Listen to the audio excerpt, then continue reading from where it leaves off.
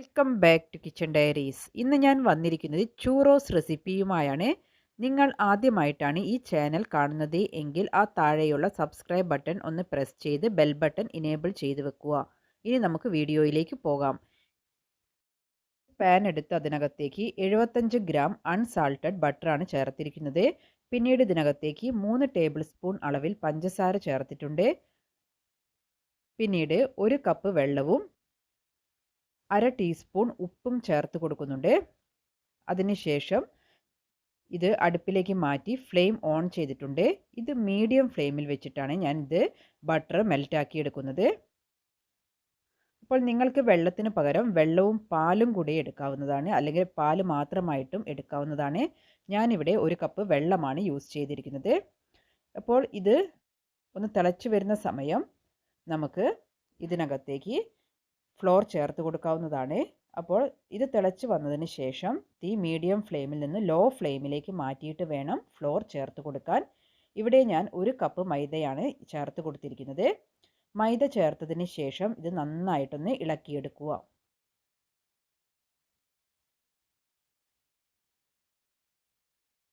തുടർച്ചയായി ഇത് ഇളക്കിയിട്ട് അതിൻ്റെ ആ പാത്രത്തിന് അരികിൽ നിന്നെല്ലാം മൈദ വിട്ട് വരുന്ന വിധത്തിൽ നന്നായിട്ട് ഇത് മിക്സായി കിട്ടുന്നതാണ്. നിങ്ങൾക്ക് ആ മിക്സിംഗ് പരുവം കണ്ടാൽ തന്നെ അറിയാം, നല്ല മിനുസമായിട്ടുള്ള ഒരു ഡോയാണ് തയ്യാറായിട്ടുള്ളത്. അപ്പോൾ ഇത് നന്നായി ഒരു ബോളാവുന്ന വിധത്തിൽ ഉരുട്ടിയെടുക്കാൻ നമുക്ക് കഴിഞ്ഞാൽ ഈ സമയത്ത് ഞാനിവിടെ ഫ്ലെയിം ഓഫ് ചെയ്തിട്ടുണ്ട്.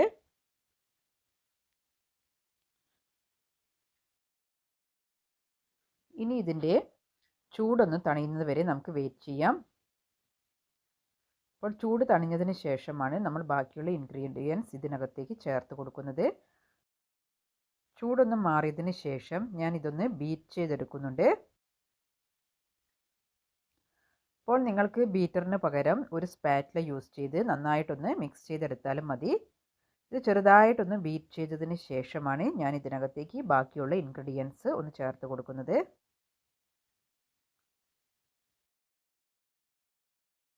ഇതിനകത്തേക്ക് ചേർക്കാനായി 3 മുട്ട എടുത്ത് വെച്ചിട്ടുണ്ട്.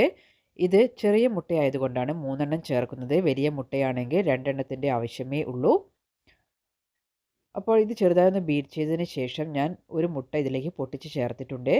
അത് ചേർത്തൊന്ന് ബീറ്റ് ചെയ്തതിന് ശേഷമാണ് രണ്ടാമത്തെ മുട്ട ചേർത്തിരിക്കുന്നത്. അതിനുശേഷം മൂന്നാമത്തെ മുട്ടയും ഇതിലേക്ക് ചേർത്ത് നന്നായിട്ടൊന്ന് ബീറ്റ് ചെയ്യുന്നുണ്ട്. പിന്നീട് ഇതിലേക്ക് 1/2 ടീസ്പൂൺ അളവിൽ വാനില എസൻസ് ചേർത്ത് കൊടുക്കുന്നുണ്ട്. വാനില എസൻസ് കൂടെ ചേർത്തതിന് ശേഷം ഒന്നുകൂടെ ബീറ്റ് ചെയ്തെടുക്കുക. അപ്പോൾ നിങ്ങൾക്ക് ബീറ്ററിന് പകരം ഒരു സ്പാറ്റില യൂസ് ചെയ്ത് നന്നായി മിക്സ് ചെയ്തെടുത്താൽ മതി. അപ്പോൾ നമുക്ക് ഏകദേശം ഈ ഒരു കൺസിസ്റ്റൻസിയിലാണ് ബാറ്റർ ഉണ്ടാവുക.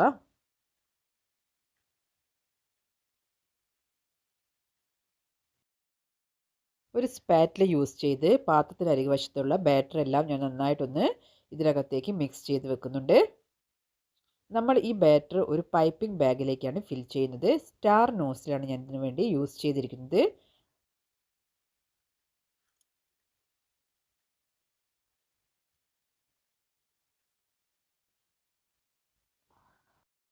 ഇപ്പോൾ ഞാനിവിടെ ഒരു ഗ്ലാസ്സിനകത്തേക്ക് പൈപ്പിംഗ് ബാഗ് ഇറക്കി വെച്ചതിന് ശേഷം അതിനകത്തേക്കാണ് ഈ ബാറ്റർ ഫിൽ ചെയ്ത് കൊടുക്കുന്നത്. അപ്പോൾ ആവശ്യത്തിനുള്ള ബാറ്റർ ഇതിനകത്തേക്ക് ഫിൽ ചെയ്തതിന് ശേഷം ഇത് നന്നായിട്ടൊന്ന് ടൈറ്റാക്കി എടുക്കുക.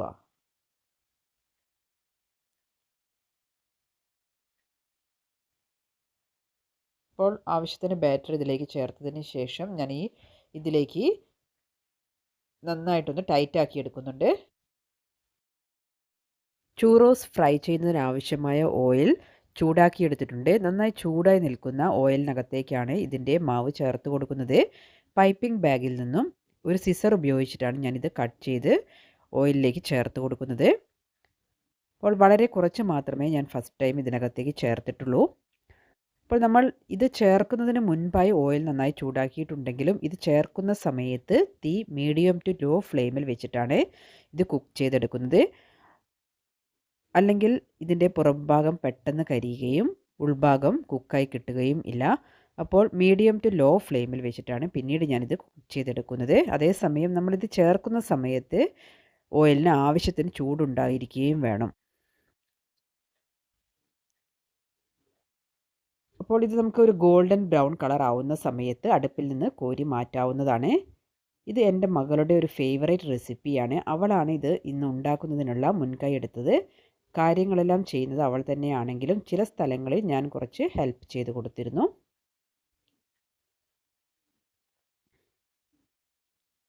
അപ്പോൾ ഇത് ഏകദേശം ഒരു ഗോൾഡൻ ബ്രൗൺ കളർ ആയിട്ടുണ്ട്.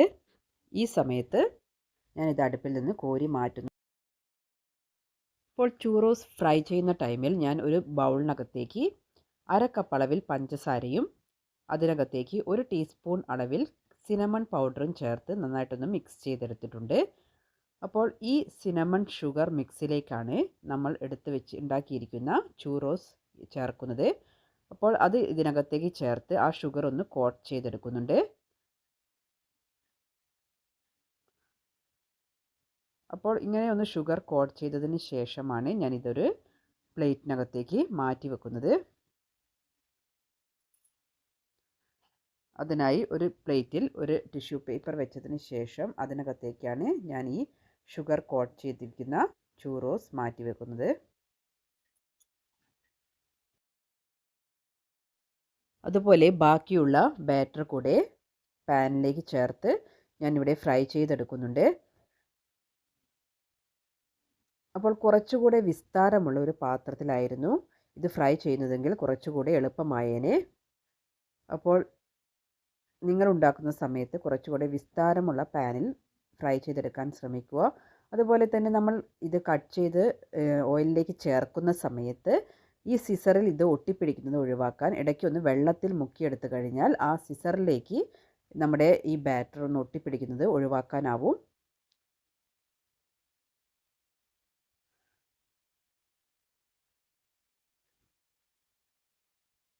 അപ്പോൾ ഇതും ഇതുപോലെ തന്നെ നമ്മളൊരു ഗോൾഡൻ ബ്രൗൺ കളർ ആവുന്ന സമയം വരെ ഫ്രൈ ചെയ്ത് എടുക്കുക.